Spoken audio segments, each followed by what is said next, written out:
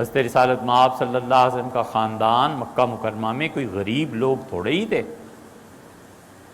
وہ تو حضور اقدس صلی اللہ علیہ وسلم کے دادا جو تھے جب ابراہہ کے پاس گئے ہیں اپنے اونٹ لینے کے لیے،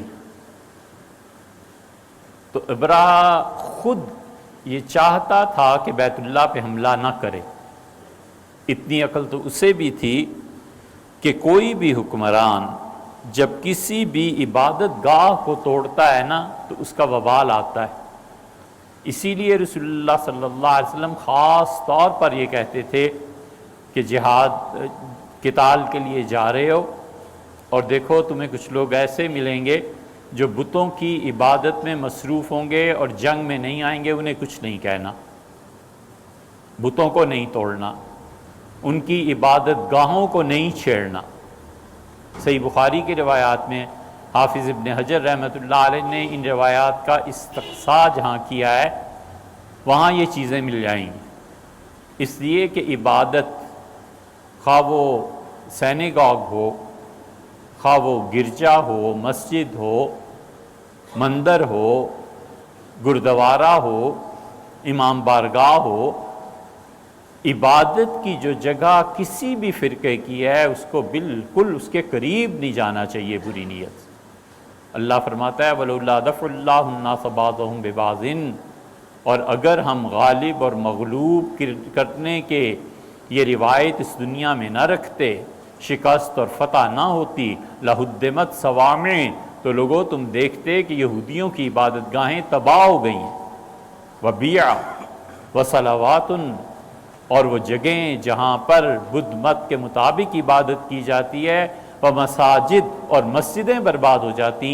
اگر ہم مسلمانوں کو کسی طبقے کو غالب اور مغلوب کرنے کا سسٹم چھوڑ دیتے تو اللہ نے کہا تو پھر کیا ہوتا، لہدمت، سب چیزیں برباد ہو جاتی۔ یذکرون اللہ، اللہ کا جن میں کثرت سے نام لیا جاتا ہے۔ تو اس لیے حضرت عبد المطلب ابرا جانتا تھا کہ بیت اللہ پہ ہاتھ ڈالنا یہ مجھے برباد بھی کر سکتا ہے، بہانہ ڈھونڈ رہا تھا کہ کسی طرح کوئی بہانہ بھی مل جائے۔ تو اونٹ پکڑ کے لے اسے اپنے جو فیل خانہ تھا، ہاتھیوں ہی کو دوڑانا تھا، تو ہاتھیوں کے محکمے کا جو سربراہ تھا اس سے بلا لیا اور کہا کچھ ترکیب، اس سے کہا اس بستی میں سب سے زیادہ عقل مند عبد المطلب ہے، عبد المطلب جو کہہ دے حرف آخر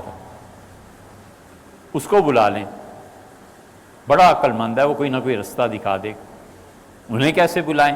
اب عبد المطلب کو ڈائریکٹ بلانے کا تو مطلب یہ ہے کہ ہم مذاکرات کر رہے ہیں، ابراہ یہ بھی نہیں چاہتا تھا، تو اس نے بھی عقل مندی سے کام کیا، اس نے کہا جاؤ ان کے اونٹ پکڑ لاؤ۔ تو جو اونٹ پکڑ کے لائے تو حضرت عبد المطلب تشریف لے آئے خود،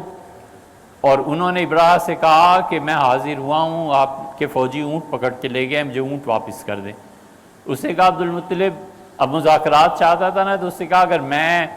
اپنے تخت سے نیچے اتر کے آؤں تو یہ میری توہین ہے، اور آپ کھڑے رہیں اور بات کرتے رہیں یہ آپ کی توہین ہے۔ تو ایسے کرتے ہیں، حکم دیا قالین بچھاؤ، تو زبردست قالین بچھا کے اس کا ایسے کرتے ہیں، دونوں بیٹھتے ہیں اس پہ اور گفتگو کرتے ہیں۔ قالین کے جب تکیے رکھے گئے تو تکیے لگا کے حضرت عبد المطلب نے سادہ سا جملہ کہا،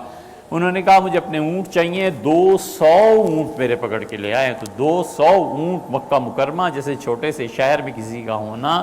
متمول نہیں تھے تو اور کیا تھے، بہت پیسہ تھا رسول اللہ صلی اللہ علیہ وسلم کے خاندان میں۔ اسی لیے انبیاء علیہ الصلوۃ والسلام غریب لوگوں میں، غریب خاندانوں میں نہیں بھیجے جاتے۔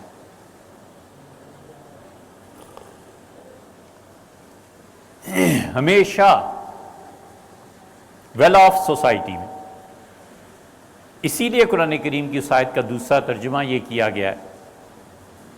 امرنا مترفیہا، ہم اپنا حکم نازل کرتے ہیں ان لوگوں کے لیے جو سوسائٹی میں چنیدہ ہوتے ہیں، چوزن پرسنز، ففسقوا فیہا، اور سوسائٹی کے چلانے والے لوگ ہماری بات نہیں مانتے، دولت کے نشے سے، اقتدار کے نشے سے، فحق علیہ القول، تو پھر ہمارے لیے حجت پوری ہو جاتی ہے، فدمرنا تدمیرا، اور اللہ نے ایسی بستیوں کو اکھاڑ کے پلٹ دیا، بالکل برباد کر دیا۔